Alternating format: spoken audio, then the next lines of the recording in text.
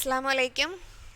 In the last class we have discussed about pH value. Okay, pH value ne kurichara nammal last class il discuss cheyidathu. Apple endaayirunnu pH ennu ariyallo. Endana pH? Namukku acid oru substance nammade kayil thannu kazhinjal adu acidic aano basic aano namukku pH value vechittu ariyan pattum alle. Appo less than 7 aanennundengil adu acidic aayirikkum. Ini more than 7 aanennundengil adu basic ആയിരിക്കും. ഇനി 7 ആണെന്നുണ്ടെങ്കിൽ if it is 7 it is neutral അല്ലേ.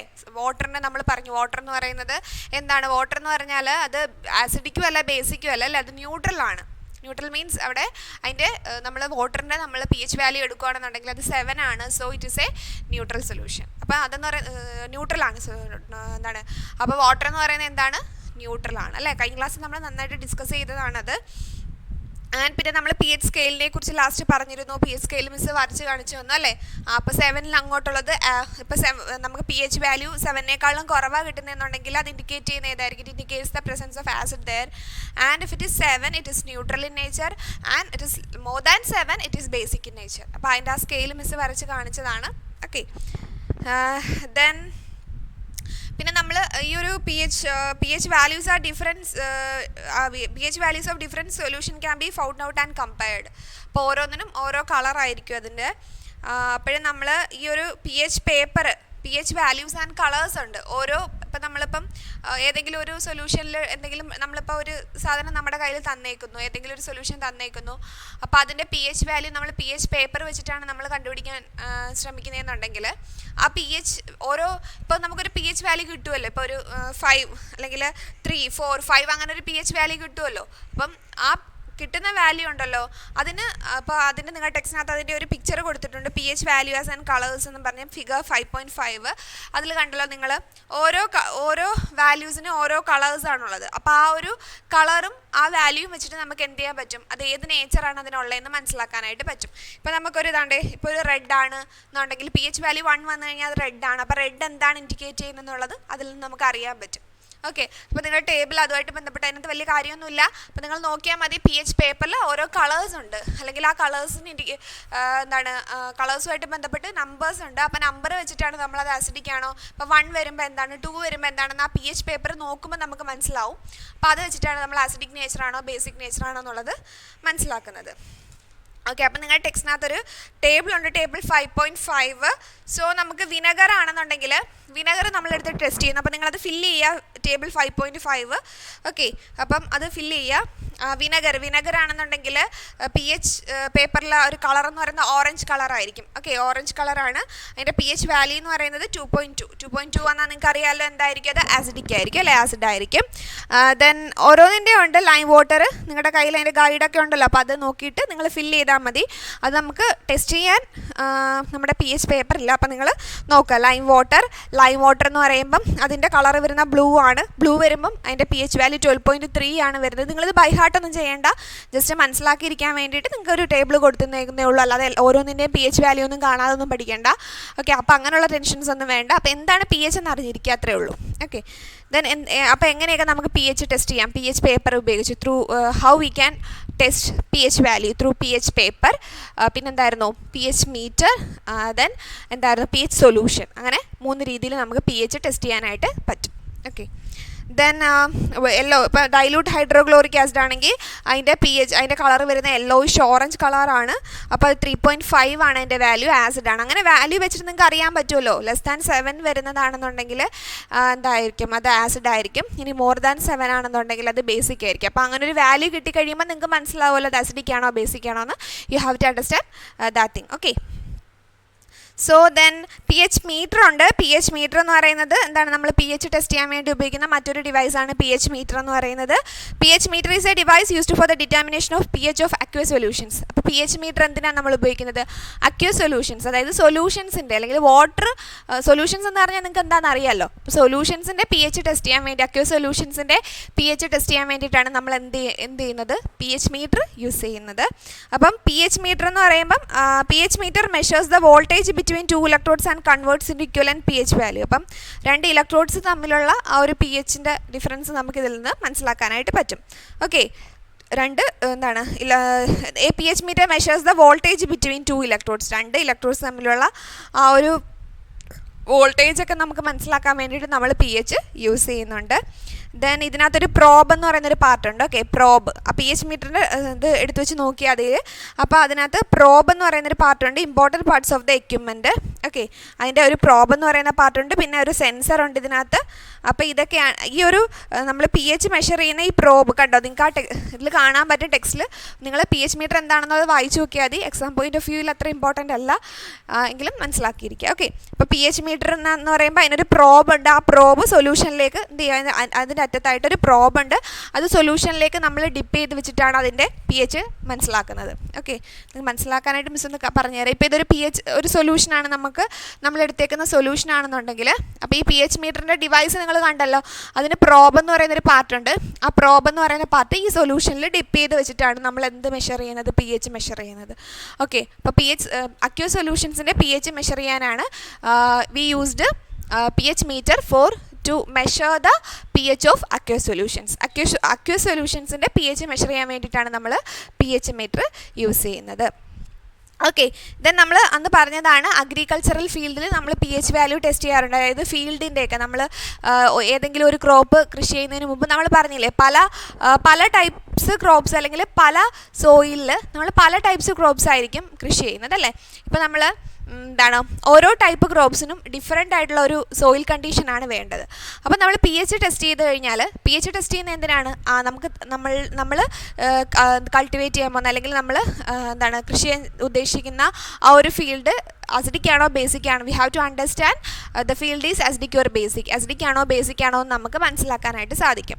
അപ്പോൾ acidic ആണോ basic ആണോ എന്ന് മനസ്സിലാക്കി കഴിഞ്ഞാൽ നമുക്ക് ഇപ്പോൾ അസിഡിക് ആണെന്നുണ്ടെങ്കിൽ ആ ഒരു അസിഡിറ്റി ഇല്ലാതാക്കാൻ വേണ്ടി നമുക്ക് കുറേ മാർഗ്ഗങ്ങളുണ്ട്, അത് ചെയ്യാം. ഇനി ബേസിക് ആണെന്നുണ്ടെങ്കിൽ അതിനുള്ള സൊല്യൂഷൻസ് ഉണ്ട്. അപ്പം എന്ത് ചെയ്യാൻ പറ്റും, നമുക്ക് കറക്റ്റ് ആ ഒരു സോയിലിൻ്റെ ക്യാരക്ടർ മനസ്സിലാക്കിയിട്ട് തന്നെ അതിന് അനുയോജ്യമായിട്ടുള്ള കൃഷി അവിടെ ചെയ്യാനായിട്ട് പറ്റും. അല്ലെങ്കിൽ ഇനി നമ്മൾ ആസിഡിക് സോയിലാണെന്നുണ്ടെങ്കിൽ അവിടെ നമ്മളിത് ചെയ്യാൻ ഉദ്ദേശിക്കുന്ന ആ ഒരു ക്രോപ്പിന് ആ ഒരു നേച്ചർ പറ്റത്തില്ല എന്നുണ്ടെങ്കിൽ നമുക്ക് എന്ത് ചെയ്യാൻ പറ്റും, അതിൻ്റെ അസിഡിറ്റി കുറയ്ക്കാനായിട്ട് കുറേ മാർഗ്ഗങ്ങളൊക്കെ ഉണ്ട്. There are so many solutions to reduce the acidity or basicity of the soil. And എന്താണ് നമുക്ക് ആ ഒരു ക്രോപ്പ് നമുക്ക് അവിടെ എന്ത് ചെയ്യാൻ പറ്റും, നമുക്ക് കൾട്ടിവേറ്റ് ചെയ്യാൻ പറ്റും. അസിഡിക് നേച്ചർ ആണെങ്കിൽ അതിൻ്റെ അസിഡിറ്റി കുറച്ചിട്ട് നമുക്കവിടെ ചെയ്യാൻ പറ്റും. അതിന് വേണ്ടിയിട്ടാണ് നമ്മൾ സോയിലിൻ്റെയൊക്കെ പി എച്ച് ടെസ്റ്റ് ചെയ്യുന്നത്. അപ്പോൾ നിങ്ങൾക്ക് മനസ്സിലായില്ല അതിൻ്റെ ആ ഒരു നെസസിറ്റി എന്താണെന്ന് നിങ്ങൾക്ക് മനസ്സിലായി കാണുമല്ലോ. So the nature of the soil is not same everywhere on surface. നമുക്കറിയാം സോയിലിൻ്റെ നേച്ചർ എന്ന് പറയുമ്പോൾ നമ്മുടെ എർത്ത് സർഫസിൽ പലയിടത്തും പല രീതിയിലാണല്ലോ, അല്ലാതെ എല്ലായിടത്തും ഒരേ സോയിലാണോ ഉള്ളത്. ചിലടത്ത് ബ്ലാക്ക് സോയിലായിരിക്കും, ലാറ്ററൈറ്റ് സോയിൽ, അങ്ങനെ പല പല സോയിൽ ടൈപ്സ് ഉണ്ട്. We know that. Okay, so there exists a relation between nature of the soil and crops. അപ്പോൾ ക്രോപ്സിൻ്റെ സോയിലിൻ്റെ നേച്ചറും ക്രോപ്പും തമ്മിലൊരു റിലേഷൻ ഉണ്ട്. So this is A reason for the diversity of crops in different parts of the world. അതുകൊണ്ടാണ് നമ്മുടെ ലോകത്തിൽ എല്ലായിടത്തും ഒരേ കൃഷിയാണോ ചെയ്യുന്നത്? അല്ല അല്ലേ. അതായത് നമ്മളിപ്പം കേരളത്തിൽ ഏറ്റവും കൂടുതൽ എന്താണ് ഇൻ കേരള ദ പാഡി അല്ലേ. പാഡി എന്ന് പറയുന്ന അല്ലെങ്കിൽ നെല്ലറ അല്ലെങ്കിൽ നമുക്കറിയാമല്ലോ ഏറ്റവും കൂടുതൽ കൃഷി ചെയ്യുന്നത് എന്താണ്, പാഡിയാണ്, നെല്ലാണ്.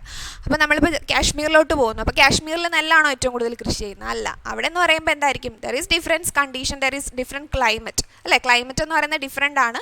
അതുകൊണ്ട് തന്നെ അവിടെ എന്തായിരിക്കും കൾട്ടിവേറ്റ് ചെയ്യുന്നത്, അവിടെ ആപ്പിൾ, ഓറഞ്ച് അങ്ങനെയുള്ള അതിൻ്റെ ആ ഒരു അറ്റ്മോസ്ഫിയറിൽ അല്ലെങ്കിൽ അതിൻ്റെ ഒരു സോയിൽ കണ്ടീഷൻ എന്ന് പറയുന്നത് ഡിഫറെൻ്റ് ആണ്. അപ്പം നമ്മൾ എന്താണ് ആ ഒരു സോയിൽ കണ്ടീഷനും ഈ ഒരു നമ്മുടെ ഒരു ക്രോപ്പുമായിട്ട് ദർ ഈസ് എന്താണ് relation between nature of the soil and this ക്രോപ്പും സോയിലും തമ്മിലൊരു ഒരു ഭേദ്യമായിട്ടുള്ളൊരു ബന്ധം അവിടെ ഉണ്ട്.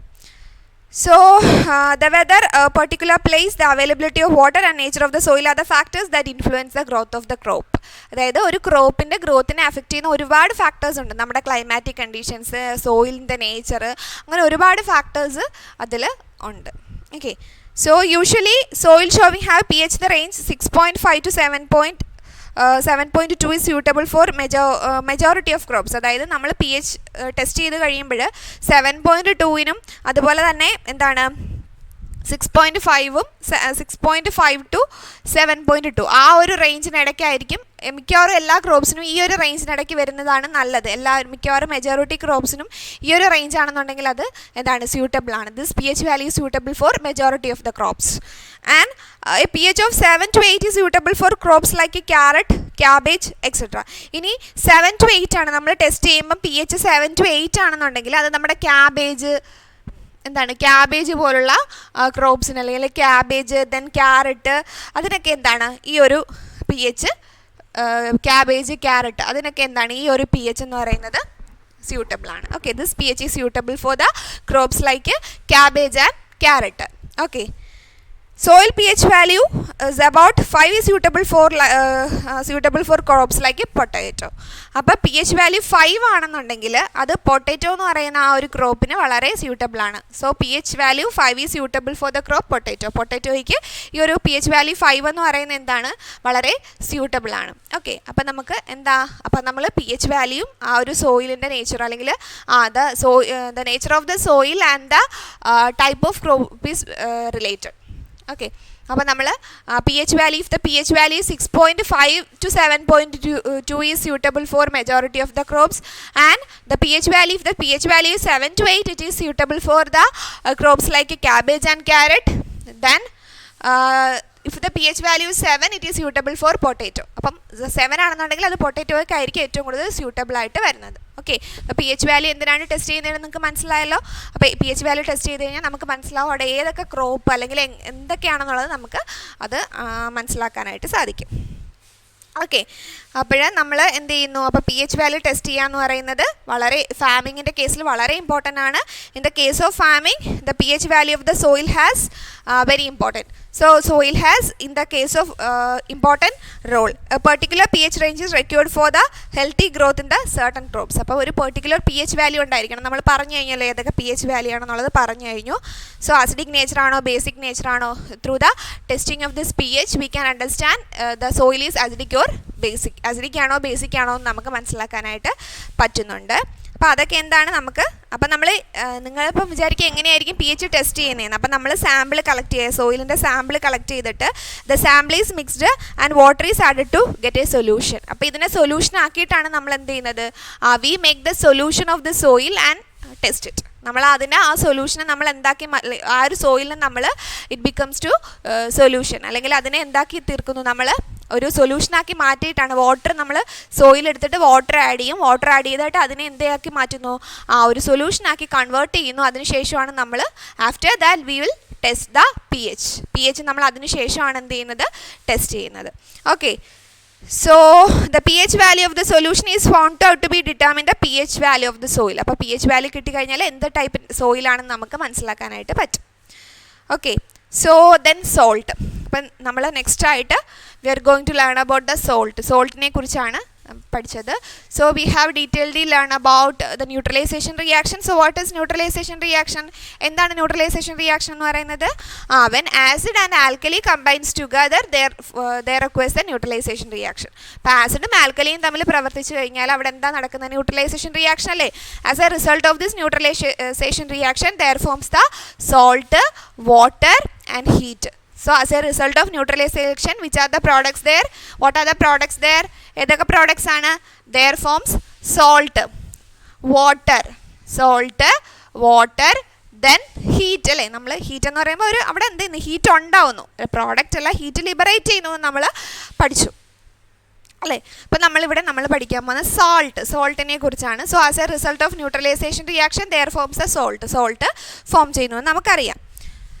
Okay, so salt is one of the products formed in neutralization reaction. Neutralization reaction form ചെയ്യുന്ന ഒരു പ്രോഡക്റ്റ് ആണെന്ന് പറയുന്നത് സാൾട്ട് എന്ന് പറയുന്നത്.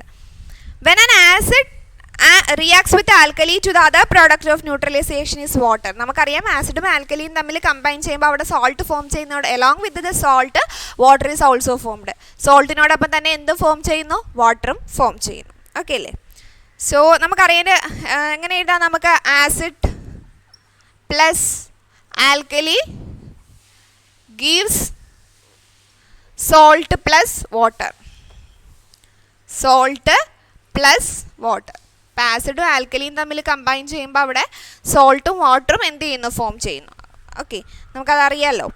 So what are the products in the reaction between dilute hydrochloric acid and sodium hydroxide? ഇപ്പം നമ്മൾ dilute hydrochloric ആസിഡും sodium ഹൈഡ്രോക്സൈഡും തമ്മിൽ കമ്പൈൻ ചെയ്യുമ്പം അവിടെ ഫോം ചെയ്യുന്ന പ്രോഡക്റ്റ് ഏതാണ് നമുക്കറിയാമല്ലേ. സോഡിയം ക്ലോറൈഡും വാട്ടറും ആണ് അവിടെ ഫോം ചെയ്യുന്നത് നമുക്കറിയാം അല്ലേ. Sodium chloride plus water. അപ്പം സോഡിയത്തിൻ്റെ ചാർജ് നമുക്കറിയാം, പോസിറ്റീവ് ചാർജ്, ക്ലോറിൻ്റെത് നെഗറ്റീവ് ചാർജ്. സോഡിയം അയോണും ക്ലോറിൻ അയോണും ആണ് അവിടെ ഫോം ചെയ്യുന്നത്. സോ സോഡിയം ക്ലോറൈഡും വാട്ടറും ആണ് അവിടെ ഫോം ചെയ്യുന്നത്. So this is the equation for that. And name the products formed when the common component of an acid and the common component of alkali combine together. അപ്പം ആസിഡും ബേസും തമ്മിൽ combine ചെയ്താൽ ഉണ്ടാകുന്ന common component ഏതാണ്? അവിടുത്തെ വാട്ടറാണ്. ആസിഡും ആൽക്കലിയും തമ്മിൽ കമ്പൈൻ ചെയ്താൽ അവിടുത്തെ കോമൺ കമ്പോണൻറ്റ് ഏതാണ്? വാട്ടറാണ്. Then which is the positive present? The sodium എന്താണ്? sodium hydroxide. What is the negative ion present in the hydrochloric acid? അപ്പം നമുക്കറിയാമല്ലോ ഇതിൻ്റെ ഫലമായിട്ട് എന്താ ഉണ്ടാകുന്നു? സോഡിയം അയോൺ Na+ അയോണും Cl- അയോൺസും ആണ് അവിടെ ക്രിയേറ്റ് ചെയ്യപ്പെടുന്നത്. നിങ്ങൾക്ക് സിമ്പിളായിട്ട് അറിയാവുന്ന കാര്യങ്ങളാണ്. So write the chemical formula of the compound formed by the combination of this 2 ions. അപ്പോൾ 2 അയോൺസിൻ്റെയും എന്താണ് ആ ഒരു കോമ്പിനേഷൻ്റെ ഫലമായിട്ട് അവിടെ ഫോം ചെയ്യുന്ന എന്താണ്? സോഡിയം ക്ലോറൈഡ് ആണ് അവിടെ ഫോം ചെയ്യുന്നത്, അല്ലേ? NaCl ആണ് അവിടെ ഫോം ചെയ്യുന്നത്. NaCl എന്ന് പറഞ്ഞാൽ അറിയാലോ, ടേബിൾ സോൾട്ട് അല്ലെങ്കിൽ കോമൺ സോൾട്ട്, നമ്മൾ കിച്ചണിലൊക്കെ യൂസ് ചെയ്യുന്ന സോൾട്ടാണ് സോഡിയം ക്ലോറൈഡ് എന്ന് പറയുന്നത്. നിങ്ങൾക്ക് അറിയാമല്ലോ അത്. ദെൻ അപ്പം മനസ്സിലായല്ലോ. So sodium chloride is a salt formed by the reaction between HCl and NaOH. അപ്പം ഹൈഡ്രോക്ലോറിക് ആസിഡും സോഡിയം ഹൈഡ്രോക്സൈഡും തമ്മിൽ കമ്പൈൻ ചെയ്യുമ്പോൾ ഉണ്ടാകുന്ന പ്രോഡക്റ്റ് ആണെന്ന് പറയുന്നത് കോമൺ സോൾട്ട് അല്ലെങ്കിൽ സോഡിയം ക്ലോറൈഡ് എന്ന് പറയുന്നത്. ഓക്കെ അല്ലേ? So neutralization is the process in which acid and alkali react with each other to form the salt and water. അപ്പോൾ നമ്മൾ പറഞ്ഞു, ഓൾറെഡി ഒരുപാട് പ്രാവശ്യം പറഞ്ഞു കഴിഞ്ഞതാണ്. ന്യൂട്രലൈസേഷൻ റിയാക്ഷൻ എന്ന് പറയുന്നത് എന്താ? ആസിഡും ആൽക്കലിയും തമ്മിൽ കമ്പൈൻ ചെയ്ത് സോൾട്ടും വാട്ടറും. Neutralisation reaction is the combination of acid and alkali and there forms the salt and water. സോൾട്ടും വാട്ടറും ഫോം ചെയ്യുന്ന ആ ഒരു പ്രോസസ്സാണ് എന്തെന്ന് പറയുന്നത്? Neutralisation reaction. നമ്മൾ ഓൾറെഡി ഒത്തിരി പ്രാവശ്യം അത് ഡിസ്കസ് ചെയ്ത് കഴിഞ്ഞു. സോ സോൾട്ട് എന്ന് പറയുന്നത് എപ്പോഴും യൂഷ്വലി അയണിക് കോമ്പൗണ്ട്സ് ആയിരിക്കും. Okay, salts are usually ionic compounds. അതൊരു ഇമ്പോർട്ടൻറ്റ് പോയിന്റ് ആണ്. Salt are usually ionic compounds. Salt എന്ന് പറയുന്നത് എന്താണ്? യൂഷ്വലി അത് എന്ത് കോമ്പൗണ്ട്സ് ആണ്? അയോണിക് കോമ്പൗണ്ട്സ് ആണ്, അല്ലേ? അയണിക് കോമ്പൗണ്ട്സ്, കോവാലന്റ് കോമ്പൗണ്ട്സ് ഒക്കെ നമ്മൾ പഠിച്ചതാണ്. ഇപ്പം സോൾട്ട് എന്ന് പറയുന്നത് എപ്പോഴും എന്തായിരിക്കും? അയണിക് കോമ്പൗണ്ട്സ് ആയിരിക്കും. ആൻഡ് അത് മനസ്സിലായല്ലോ. Then complete the equation for the reaction between dilute sulphuric acid. അപ്പം നമ്മൾ അടുത്തൊരു റിയാക്ഷൻ ടെക്സ്റ്റിനകത്ത് നിങ്ങൾക്ക് പറഞ്ഞേക്കുന്നത് ഡൈലൂട്ട് സൾഫ്യൂരിക് ആസിഡും മഗ്നീഷ്യം ഹൈഡ്രോക്സൈഡും തമ്മിലുള്ള റിയാക്ഷൻ, അതിൻ്റെ ഇക്വേഷൻ എഴുതാനാണ്. Okay, so what is the equation? എന്താ അവിടുത്തെ ഇക്വേഷൻ എന്ന് പറയുന്നത്? അപ്പോൾ അവിടെ ഏതൊക്കെയാണ് നമ്മൾ പറഞ്ഞേക്കുന്നത്? Magnesium hydroxide MgOH twice, magnesium ഹൈഡ്രോക്സൈഡും ദെൻ സൾഫ്യൂരിക് ആസിഡും H2SO4 തമ്മിൽ കമ്പൈൻ ചെയ്യുമ്പോൾ ഉണ്ടാകുന്ന പ്രോഡക്ട്സ് എന്തൊക്കെയാണ്? എന്തൊക്കെ പ്രോഡക്ട്സ് ആണ് അവിടെ ഉണ്ടാകുന്നത്? Magnesium sulphate. ഇപ്പോൾ ഈ മഗ്നീഷ്യവും ഈ സൾഫേറ്റും കൂടെ ചേർന്ന് ഇത് രണ്ടും. Okay, magnesium sulphate. പിന്നെ എന്തായിരിക്കും അവിടെ ഉണ്ടാകുന്നത്? മഗ്നീഷ്യം സൾഫേറ്റ് എന്ന് പറയുന്ന ഒരു സോൾട്ട് ആണല്ലോ. അപ്പോൾ മഗ്നീഷ്യം സൾഫേറ്റും H2SO4 ആസിഡും തമ്മിൽ കമ്പൈൻ ചെയ്യുമ്പോൾ അവിടെ എന്ത് ഫോം ചെയ്യുന്നു? അവിടെ ഒരു വാട്ടറും ഫോം ചെയ്യുന്നുണ്ട്. It is not balanced equation. Okay, ഇപ്പോൾ ബാലൻസ്ഡ് ആയി 2H2O. ഓക്കെ, സോ മഗ്നീഷ്യം ഹൈഡ്രോക്സൈഡും സൾഫ്യൂരിക് ആസിഡും. മഗ്നീഷ്യം ഹൈഡ്രോക്സൈഡ് എന്ന് പറയുമ്പോൾ എന്താണ്? ഒരു ആൽക്കലിയാണ്. H2SO4 എന്ന് പറയുന്ന ഒരു ആസിഡാണ്. അപ്പോൾ ആസിഡും ആൽക്കലിയും തമ്മിൽ കമ്പൈൻ ചെയ്ത് മഗ്നീഷ്യം സൾഫേറ്റ് എന്ന് പറയുന്ന സോൾട്ട്, ഇതൊരു സോൾട്ടാണ്. മഗ്നീഷ്യം സൾഫേറ്റ് എന്ന് പറയുന്നത് എന്താണ്? സോൾട്ട് പ്ലസ് വാട്ടർ ഫോം ചെയ്തു, അല്ലേ? അപ്പോൾ നമുക്കറിയാം ന്യൂട്രലൈസേഷൻ റിയാക്ഷനിൽ എപ്പോഴും എങ്ങനെയാണ്? അവിടെ സോൾട്ടും വാട്ടറും ആണ് ഫോം ചെയ്യുന്നത്. ഓക്കെ, അതറിയാലോ നിങ്ങൾക്ക്. സോ അപ്പോൾ നമ്മൾ ഇന്ന് എന്താ പഠിച്ചത്? ന്യൂട്രലൈസേഷൻ റിയാക്ഷൻ പറഞ്ഞു. പിന്നീട് എന്തായിരുന്നു? pH വാല്യൂ എന്താണെന്ന് പറഞ്ഞു. So what is pH value? pH value എന്ന് പറഞ്ഞാൽ അറിയാമല്ലോ, ആസിഡിക് നേച്ചർ ആണോ ബേസിക് നേച്ചർ ആണോ എന്ന് മനസ്സിലാക്കാൻ വേണ്ടിയിട്ടാണ് നമ്മൾ pH വാല്യൂ ടെസ്റ്റ് ചെയ്യുന്നത്. So pH value tested through different measures such as pH solution, pH meter, pH paper, അങ്ങനെ ഡിഫറെൻ്റ് ആയിട്ടുള്ള മെത്തേഡ്സിലൂടെ നമുക്ക് pH ടെസ്റ്റ് ചെയ്യാൻ കഴിയും. പിന്നീട് നമ്മൾ സോയിലിൻ്റെ pH ടെസ്റ്റ് ചെയ്യുന്നത് എങ്ങനെയാണെന്ന് പറഞ്ഞു. സോയിലിൻ്റെ സാമ്പിൾ കളക്ട് ചെയ്തതിന് ശേഷം അതിൽ വാട്ടർ ആഡ് ചെയ്ത് അതിനെ സൊല്യൂഷനാക്കി മാറ്റിയിട്ടാണ് അതിൻ്റെ pH ടെസ്റ്റ് ചെയ്യുന്നത്. അപ്പോൾ അതിൻ്റെ എന്താണ് അതിൻ്റെ നെസസിറ്റി എന്നുള്ളതും we have already discuss the necessity of testing this pH value and then we have discussed about the salt. So as a result of neutralization reaction, salt and water is formed. Okay, അപ്പോൾ നമ്മൾ അതിൻ്റെ റിയാക്ഷൻസിൻ്റെ പറഞ്ഞു. അവിടെ നമ്മൾ പറഞ്ഞു sodium ഹൈഡ്രോക്സൈഡും HCl തമ്മിൽ combine ചെയ്യുമ്പം അവിടെ സോഡിയം ക്ലോറൈഡ് എന്ന് പറയുന്ന കോമൺ സോൾട്ടാണ് അവിടെ ഫോം ചെയ്യുന്നത്. ഇത്രയും കാര്യങ്ങളാണ്, വളരെ കുറച്ച് കാര്യങ്ങൾ നമ്മൾ ഡിസ്കസ് ചെയ്തോളൂ. അപ്പോൾ നെക്സ്റ്റ് ക്ലാസ്സിൽ നമുക്ക് അതിൻ്റെ കൂടുതൽ ഡീറ്റെയിൽസ് പഠിക്കാം. Now we can wind up. Thank you. അസ്സലാമു അലൈക്കും.